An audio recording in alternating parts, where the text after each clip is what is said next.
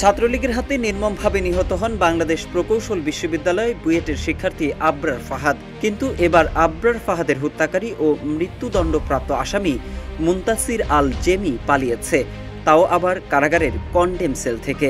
এ ঘটনা ছড়িয়ে পড়লে রাতেই উত্তাল হয়ে ওঠে বুয়েট ক্যাম্পাস।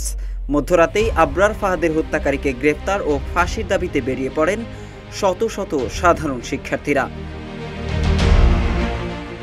এদিকে গতকাল রাত 11:30টায় সাধারণ শিক্ষার্থীরা বুয়েটের শহীদ মিনার থেকে মিছিল বের করেন। মিছিলটি পলাশী মোড়, ভিসি চত্বর হয়ে ঢাকা বিশ্ববিদ্যালয়ের রাজু ভাস্কর্যের পাদদেশে এক সমাবেশে মিলিত হয়। পরে সেখানে সংবাদ সম্মেলন করেন বাংলাদেশ প্রকৌশল বিশ্ববিদ্যালয়ের শিক্ষার্থীরা।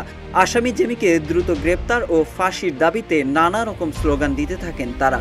দেশ জুড়ে তোলপাড়, ওয়ালটন ফ্রিজ কিনে আপনিও হয়ে যেতে পারেন মিলেনিয়ার। শিক্ষার্থীদের সংবাদ সম্মেলন শেষে আবরার ফাহাদের ছোট ভাই আবরার ফাইয়াজ গণমাধ্যমকে বলেন, হাইকোর্টে শুনানি চলছিল এবং সেখানে তারা জানতে পেরেছেন খুনি জেমি পালিয়ে গেছে।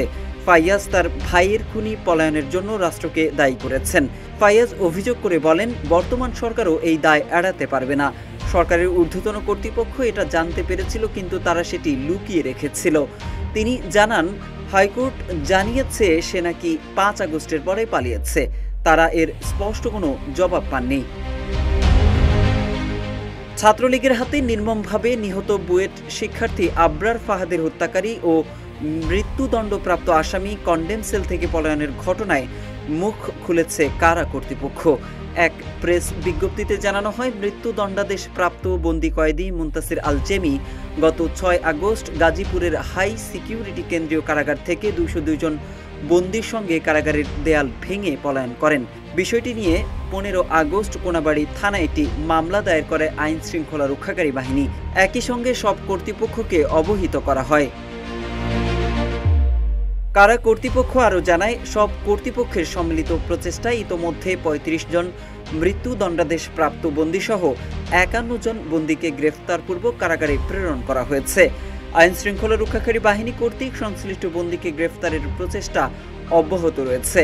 পলাতক জেমি বুয়েটের মেকানিক্যাল ডিপার্টমেন্টের 17তম ব্যাচের শিক্ষার্থী।